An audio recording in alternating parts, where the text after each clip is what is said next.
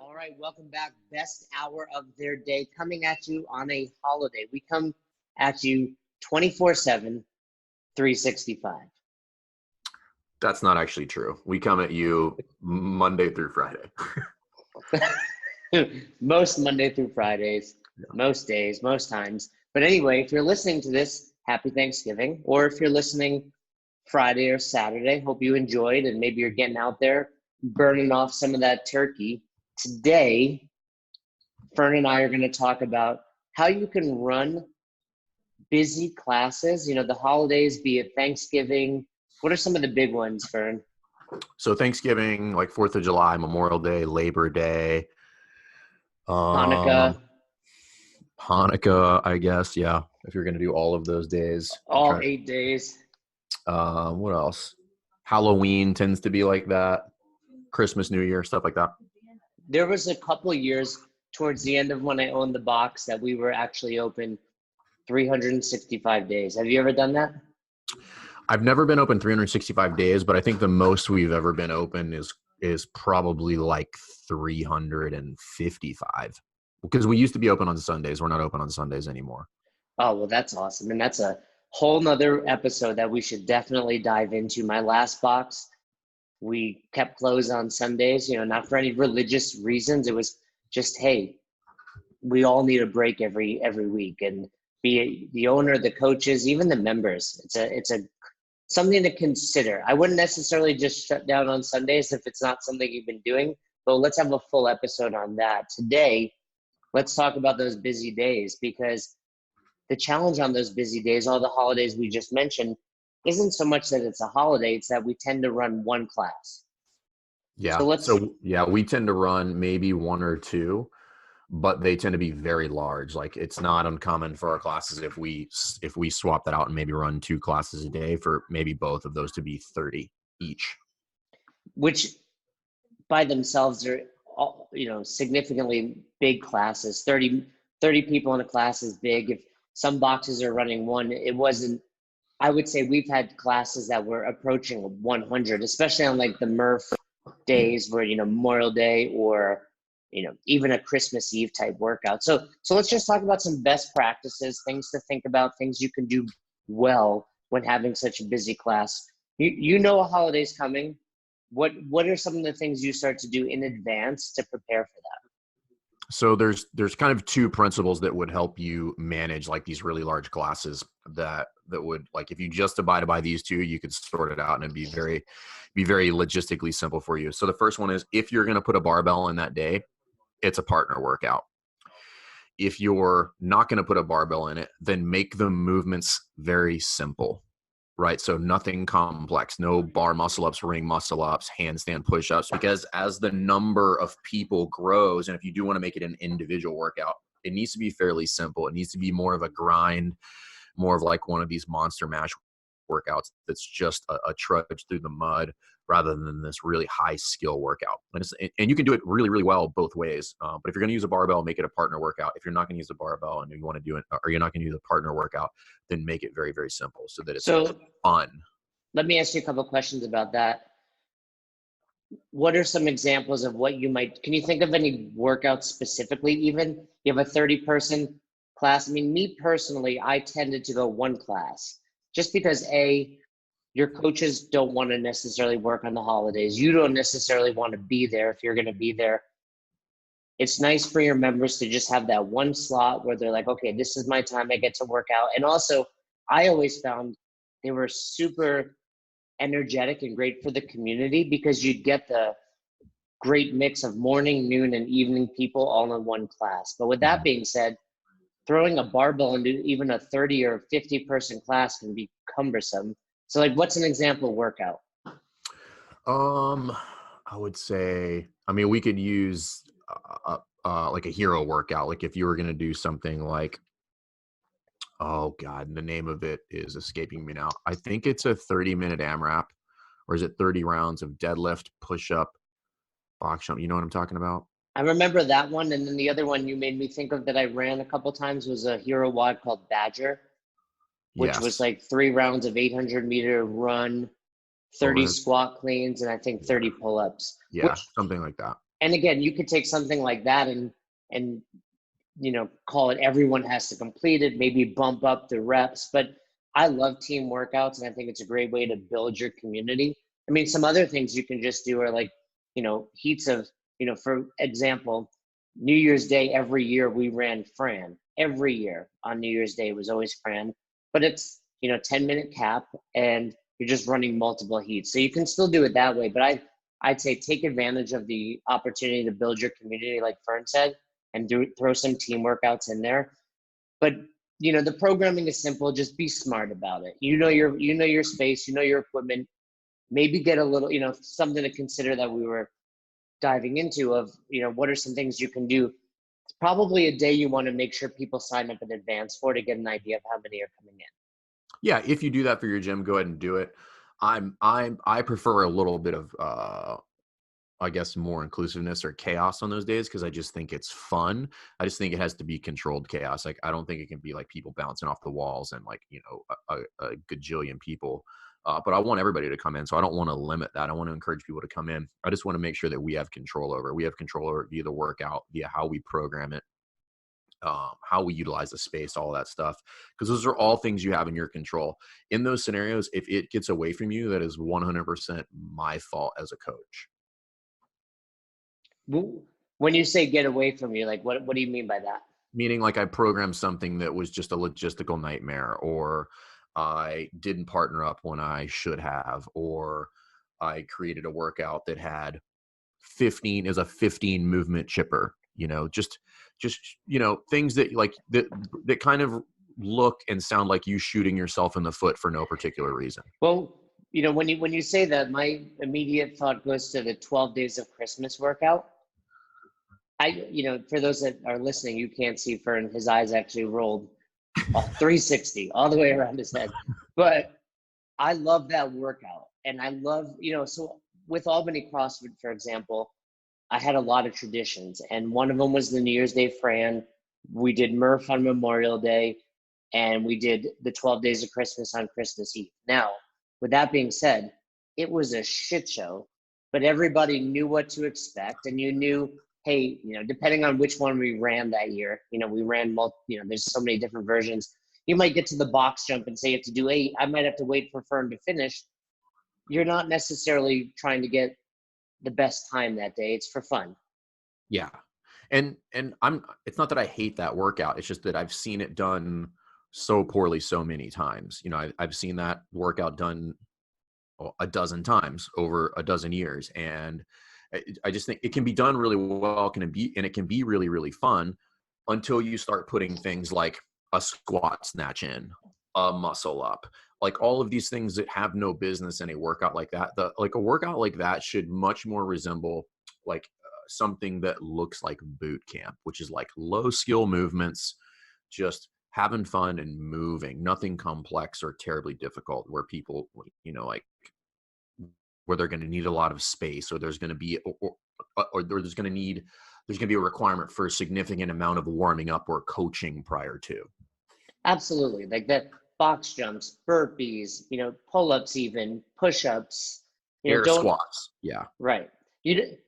Injuries happen, and that type of, not that CrossFit's dangerous, but anytime people are moving, injuries happen. But injuries that happen because of your poor planning and stupidity, and someone gets a barbell dropped on them, that's unnecessary, and that's what we need to eliminate. I mean, from a coaching standpoint, if you've just realized you made a bad decision and you just look at the space and you've decided that it is unsafe due to proximity of people's faces to barbells and stuff like that, then just change the plan. Like, just change it. Maybe get rid of the barbells, keep the movements, and go dumbbells, just to save yourself, whatever that's going to be, 14 to 20 square feet per person. And that has to be something people look at beyond these days. I'll give you a quick example. I coached at a level 2 this past weekend, had my game plan walking in, full lesson plan written out. And I walk in, I'm like, oh, can't do this workout, and changed it, and I immediately thought of, how do I keep it as close to this as possible without completely having to revamp it? But we should be doing that. And sometimes it's, just looking around, looking at barbells, like making sure they're spaced out. These are all things that we do at the level 2 every weekend because we're coaching at different boxes with a different number of people that we don't really know, but you should be doing this at your box. So, thinking of your space, thinking of the equipment, thinking about how many people you're going to have in, and then what would be next for, like the day of, like you get there, say you have Thanksgiving, 9 a.m. class, what goes on at CrossFit Rife? So like if you're going to do that, I think so the goal of even opening the doors on these days is to have fun, right? Like number one, like that is the number one priority. It should be fun. There should be a lot of smiles, a lot of high-fiving, all that stuff. So maybe do a little bit of extra prep on the front end. Like if you're going to need a lot of equipment, like set and stage all of that stuff beforehand because you've only got one class, maybe two. So go ahead and set yourself up for success so that you don't have to waste any of your lesson plan time with all of that. Maybe you can spend less time setting up equipment. You can play games or like do some partner stuff like beforehand. So that's the big thing is just, like if, probably make it a partner workout because those are more fun. Make it very simple so you can have, spend more time doing some entertainment aspect of it and less teaching or coaching. And then eliminate most of the stuff that's revolves around logistics by doing pre-staging of some sort. If you need 15 boxes, like pull all of those out in advance. If you're going to need kettlebells, like set those up where, hey, the 35 kettlebells are over here, the 55s are over here, the 75s are over there. And then all of a sudden people just go to that area and that is where their workout goes down. So just, stage everything prior to, and it makes everything really, really quick. Yeah. One thing that you reminded me of is another tradition we had was Fight Gone Bad. So we would run Fight Gone Bad, certain times of the year. And back in the day, there was a fundraiser and all that kind of stuff. But knowing we were going to run and cycle so many people through, we would actually set up the stations. And then people would either, depending on how we ran it that day, start at a random station or cycle in, starting at the wall ball. But point being, yeah, some days you have to do the grunt work and actually set the equipment up and get your members situated because 30 people scrambling to grab equipment is just a nightmare. Yeah, and Fight Gone Bad is a perfect example because realistically, and we can use that in a 30-person class. If I'm going to do that for Fight Gone Bad, there's 5 stations and there's a 1 minute off. So I can basically only set up 5 full stations of Fight Gone Bad. So it means I need 1 rower, I need 5 rowers, 5 wall balls, 10 barbells, 10 boxes, and what am I missing? Is it? Yeah. Yeah, because the barbell's used twice. It's used twice for a semi-deadlift, high pull, and a push press. So I can get away with only 5 kind of full stations of that, but I can start everybody a different station because everybody's rotating at the minute. But I can have one person who's in that kind of rest period. So I can do 5 stations, facilitates 6 people. And now that's 30 people with minimal equipment on the floor, and everybody's just bumping one forward.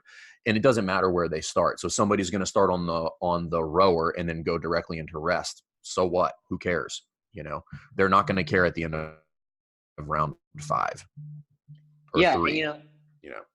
And there's a couple things you have to think about with Fight Gone Bad is, for one, it is one of those workouts where you look at it and you're like, there's no way I can run 30 people, but it is actually an easy workout if you stop and plan out in advance. And another aspect of it and this might hold true on a hero day or just a busy day, is sometimes you have to remove the scaling options, and not that people can't scale, but you set them up. Like Fight Gone Bad, for example, we would have an RX men's lane and an RX women's lane. And the RX women's lane serves as a scaled men's lane.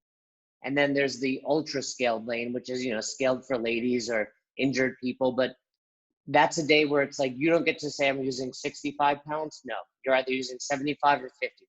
Yeah, whichever one of those, this is your lane. Yeah, and you know what? If that's heavy, do less. If it's light, do more. Yeah, but that's exactly. It's an easy one where I just I adjust by adjusting the volume. So, I just tell them go faster. Hey, if you think it's light, then I need you to go faster. So on the trip and then in general with Fern, my favorite Fernism, we get a lot of Fernisms in our private mentor group. People always listen to the episodes, and typically at least once an episode, Fern drops something. It's usually relative to his, I would say, like, poor demeanor. It's relative to his grumpiness. And but my favorite ever cue that I've ever heard, this is in all of CrossFit. I've seen Coach Glassman, I've seen Chuck Carswell, I've seen Dave Castro. The best cue ever is Ferns, hey, do that, but much better. Yeah, I mean, I don't know what else to say. It's just like, just do that better. And you know what? If you're listening and you've heard that, you can use that anywhere in life. Anywhere. Just do that, but better. Like Try that with right now with your in wife this tonight. podcast. But yeah, like in this podcast right now, I need you to do this podcast, Jay, but I just need you to do it better than you're doing. Yeah, that's usually the text I get after every episode. Hey, that was great, but next time can you do it better? Yeah. So let's talk about a couple other things. You know, with everything coaching, what we've really just expressed is 80% of your worry, 80% of the stress can be eliminated with a little preparation. But Agreed. now let's talk about maybe that other 20% or the intangibles. So what are some things that you would recommend to box owners or coaches that they do now, like the day of or in the middle of the workout, just to make that day more exciting and to make it different than your typical, you know, Monday afternoon class? I think one is what I've kind of alluded to a little bit earlier, which is like putting maybe a little bit of time and effort into something that's going to be fun, whether it's a game or something like that. And the other thing is, and I'm not a big fan of this, and I go back to, I think it was Josh Everett, like in Every Second Counts, who Music, right?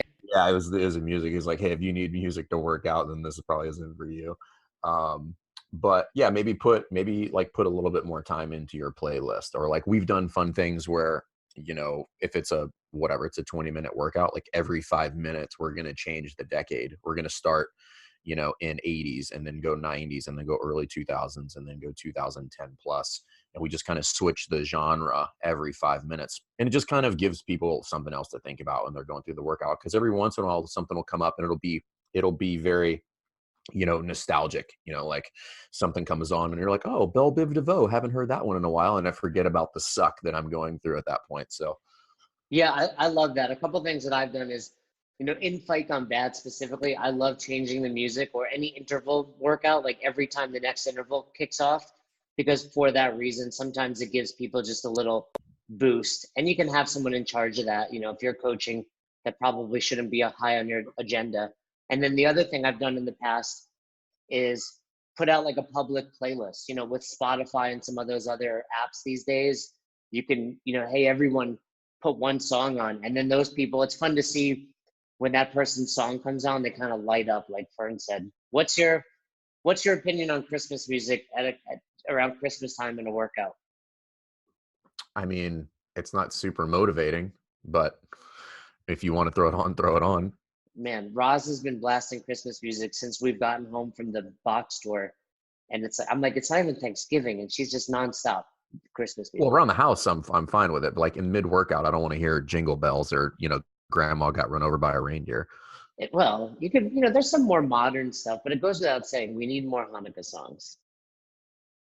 You know, Adam Sandler got it right. Pull out your old Adam Sandler CD. Yeah, he got it right back in the day. It's like, you guys get all these songs, and now we have one song. But you know what? I can't help you there. So, okay, we've talked about the music. I'm not musically inclined, nor am I Jewish, so I can't help you. We've got side note. Let me tell a quick off-color story. Woke up this morning, go to the bathroom. Roz is still in bed, and I come back after. She's like, I hear everything, and she was like, did Fern hear that while you were on the road trip? And I was like, probably. So there's that. Fern did say multiple times that I use the bathroom way too much. Yeah, I'm a little worried about your digestive system. It's efficient. So outside of music, what are some other things? I'll tell you one thing, you know, it's a holiday. Maybe here's one that we haven't spoken about. July 4th is another good one. You know, do you get a couple cases of beer, or do you have a barbecue? So what are some of the holidays you might do something like that? So like July 4th, Memorial Day, Labor Day, stuff like that, where you can do like a like a workout and then brunch or something like that, and have people bring their own dishes. You can have people dress up in like holiday garb or Halloween garb and just make it a little bit more fun. So, I mean, there's so many different things you can do. And at the end of the day, I don't even really think it matters what you do. I think it's just if you just put a little bit of effort into it to change the vibe just a little bit, people appreciate it and have more fun. Yeah, I mean, I think that's what it really comes down to, that preparation. Your members will notice, hey, you've got one class, it's 9 a.m. and you're strolling in at 8:55 and it's a mess. Or, they start rolling in at 8:30, you're already there. You've got, good festive music going on. And, it could be Christmas music leading up to the workout and then 3, 2, 1, go. You got your 90s hip hop or whatever you play. But that little stuff is really what separates the great boxes from the average boxes. I mean, those holidays are some of my, people ask, what do you miss about owning a box? It's those days where you just get 50 plus, the community's strong, and you guys are just having a good time.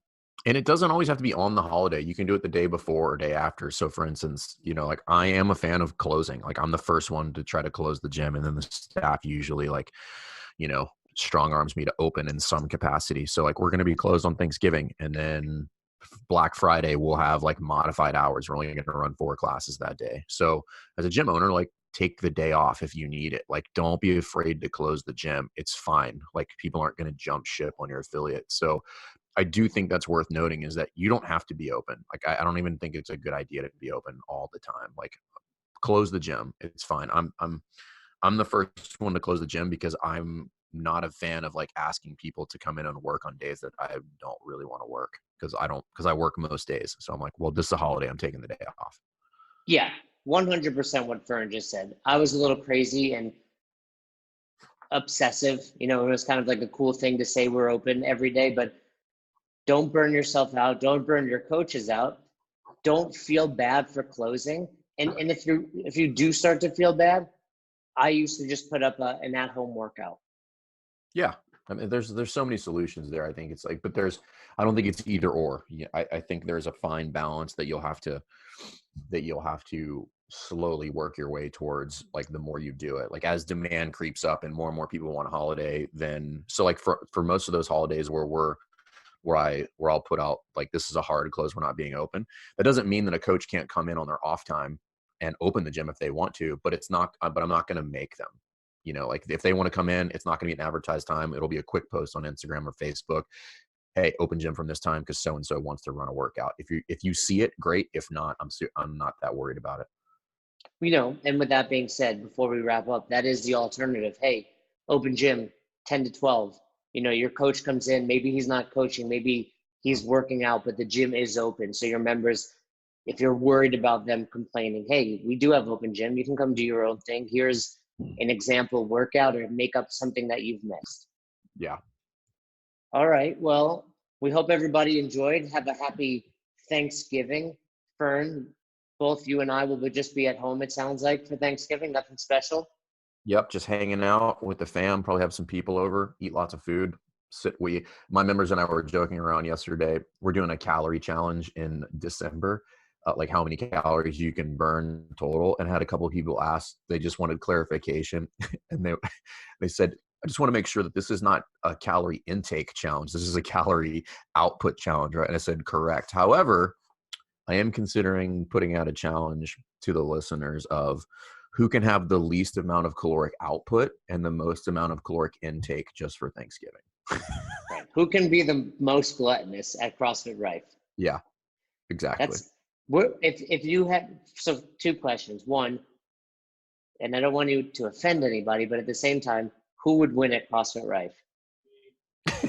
Cassidy just yelled out in the background that he would win. Cassidy would have to be, I don't even want to say it. I'm not going to say it, Cassidy. I don't know. I don't do it very often, but I am world class at sitting on the couch. Yeah, you could definitely burn the least. I don't know how much you can intake. You need a decent amount. Now, well, hold on. Let's talk about like who ate more pieces of sushi when we were out. I feel like I won that. How did you win? I ordered like 10 more pieces than you and only had like 6 left over. Yeah, and I had to eat them. You did not eat them. I had to. No. I was so full at that point. I think I ordered 7 rolls of sushi. You did order 7 rolls. So outside of Cassidy winning, what would you think is the number of calories someone could take in? I think like easily it could be something that would be in the 5,000 range. Oh Like no, easily. yeah, I was thinking closer to 10. 10 is a lot. 10 is eating all day. I would tell people, and I would love to go back and actually try this, but on my old school cheat days, I was probably consuming close to 10,000 calories, wondering why I'm not making progress during the week. You know, eating not even clean, but just eating better, and then going nuts on Saturdays. I'm I'm gonna I think that number is suspect. 10,000 calories is an astronomical amount of food. I was watching a documentary on who was it? Thor on Yeah, that actor. yeah, he's a rogue athlete and like that guy eats 10,000 calories Oh, a day. the not the actor. You're talking about the lifter Thor. The lifter, yeah, the rogue That athlete. dude, yeah, And that's a monster. he's like 400 pounds. So I have a hard time believing that you eat the same amount as a man who weighs 400 pounds. Well, it just depends. It depends if you're chasing calorically dense foods, because you can get like a slice of cheesecake that's 2,000 that barely fills you up. I mean, listen, at some point, once we get past like 5 or 6, it doesn't matter how calorically dense or not dense it is. It's just a fucking astronomical amount of food. Well, next time you, me, and Cassidy are in the same room, we're going for it. Dude, let's do it. All right. Well, we hope you all have a great Thanksgiving. If you do surpass that 10,000 calorie number, please let us know. Please take a picture too, because I'd love to see it. I would too. Post it on your Instagram story and tag us. All right, guys. Well, thanks for listening. Have a great holiday, and we will see you tomorrow. Happy Thanksgiving. Thanks for listening to Best Hour of Their Day. If you haven't heard about Anchor, it's the easiest way to make a podcast. Let me explain. First of all, it's free. How cool is that? There's a creation tool that allows you to record and edit your podcast right from your phone or computer, so it becomes super simple. Some of these episodes with Fern or Todd or myself chatting with one another, we've done right within the app itself. Anchor will make it easy to distribute your podcast to all platforms, Spotify, Apple, and many more. And you can make money from your podcast with no minimum listenership. It's everything you need to make an awesome podcast in one place. All you have to do is download the free Anchor app or go to anchor.fm to get started today. Come on. Who doesn't have Spotify at this point? And if you were unaware, Spotify now is offering podcasts. That's right. On Spotify, you can listen to all your favorite artists, but also podcasts in one place for free. Spotify has a huge catalog of podcasts on every topic, including the one you're listening to right now, Best Hour of Their Day. On Spotify, you can follow your favorite podcasts so you never miss an episode. Premium users can even download episodes to listen to offline wherever you are, something I always do before I hop on a plane. And you can even easily share what you're listening to with your friends on Instagram and other social media platforms. Here's the deal. If you haven't done so already, be sure to download the Spotify app, search for Best Hour of Their Day on Spotify, or browse some other podcasts if you want. You can find them in your library tab.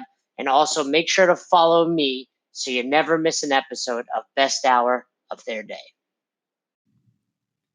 Thanks again for listening to Best Hour of Their Day. We hope you enjoyed this episode. And if you did, one more time, please leave us a review on Apple Podcast and send us any feedback you have to @besthouroftheirday on Instagram and besthouroftheirday@gmail.com if you want to shoot us an email. We appreciate you. Thanks again. Have a great rest of your day.